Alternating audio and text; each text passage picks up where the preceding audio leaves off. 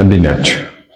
አለሁላችሁ። ትንሽ ጠፍቻለሁ፣ ሰሞኑ ተመልሻለሁ። ዲቱ ፐርሰናል ጉዳዮች ነው ማለት ነው። ቪዲዮ በሰራው ቁጥር የማይቀሩ ኮሜንቶች አሉ፣ አንዳንድ ኮሜንቶች አሉ። ከነዛ መካከል አሁን ዕቃ ብናዝ ምን ይፈጠራል የሚለውና ሺፒንግ በጣም ከፍ እያለብኝ ነው። ሺፒንግ የምጠየቀው ብር አሊኤክስፕረስ ላይ እና ሌላ ሺፒንግ ማለት ባይንድ ሴሊንግ ፕላትፎርሞች ላይ የምጠየቀው ብር ከፍ እያለ ነው። ለምንድን ነው? ለሺፒንግ ወይም ደግሞ ለትራንስፖርት ማለት ነው። እና እንደዚህ ኮሜንቶች በጣም ይደጋገማሉ ከመጠን በላይ። ያልገባችሁ ነገር አለ ማለት ነው። ወይም ደግሞ ፕሪቪየስሊ የሰራኋቸውን ቪዲዮዎች ቼክ ስለማታደርጉ ነው።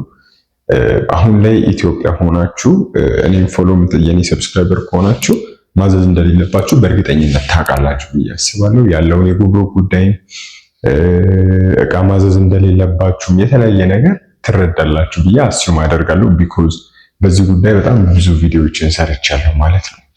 ስለዚህ ዛሬም በድጋሚ ኖቲስ ላደርጋችሁ ወይም ደግሞ ላሳሰባችሁ የምፈልገው ነገር ቢኖር ኢትዮጵያ ላይ ዕቃ ኦርደር ማድረግ የለባችሁም በጭራሽ ማለት ነው። ያ ምክንያት ደግሞ ምንድነው? ጉምሩክ ታክስ ማንኛውም ዕቃዎች ላይ እየጣለ ነው። አንድ ሰዓት አንድ ቀለበትን ብታዙ ታክስ ትደረጋላችሁ። ለዛ ማንኛውም ዕቃ ኦርደር ማድረግ የለባችሁም። ከአሊኤክስፕረስም ከአሊባባም whatever it is አንድ አይነት ናቸው ሁሉ አስሎንጋስ ኢትዮጵያ እስከመጣ ድረስ ለውጥ አይኖረውም። ስለዚህ ማዘዝ የለባችሁም እዛ ላይ ከነጭራሹ ማለት ነው። ለዛ ይሄ ኦርደር አድርጌ ምናምን የሚለውን ነገር መተው አለባችሁ። አደርጋለሁ የምትሉ ከሆነ ግን ታክስ መክፈል የምትችሉ መሆን አለበት። ኢትዮጵያ ሲመጣ ታክስ ስለሚደረግ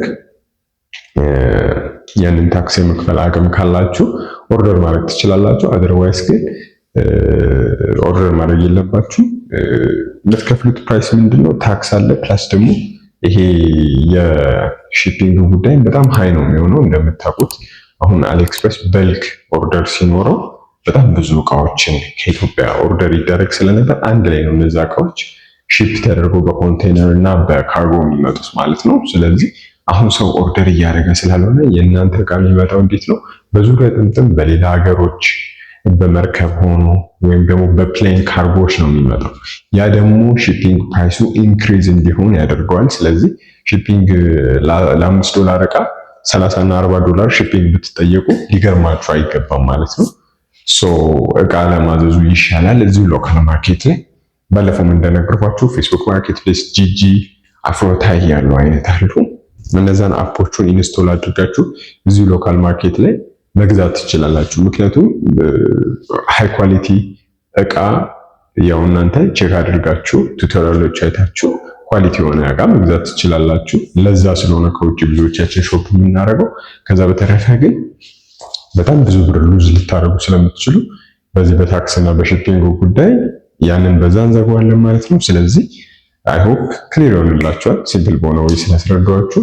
ሌላው ምንድነው ዩኤስዲ ኬት ነው መገዛው ምናምን የሚሉ ጥያቄዎችን በብዛት አያለው።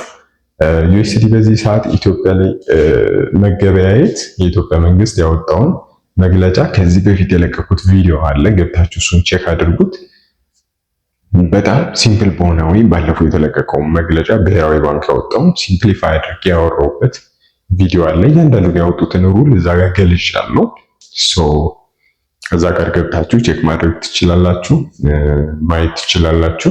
አጭር ቪዲዮ ነው። እዛ ላይ ሁሉንም ማብራሪያ እንትን ማድረግ ትችላላችሁ። እዚህ ላይ ደግሞ ግን ኢትዮጵያ መንግስት ፒቱፒ እንዳገደ ማገዱ ከዚህ በፊት አግዶታል። ነገር ግን ያንን ሪጋርድ አድርጎ ያወጣውን ሩል በዛ ቪዲዮ በደንብ ኤክስፕሌን ስላደረኩት ገብታችሁት። ያው አዲስ የወጣ ህግ አይደለም፣ ከዚህ በፊት የነበረ ህግ ነው።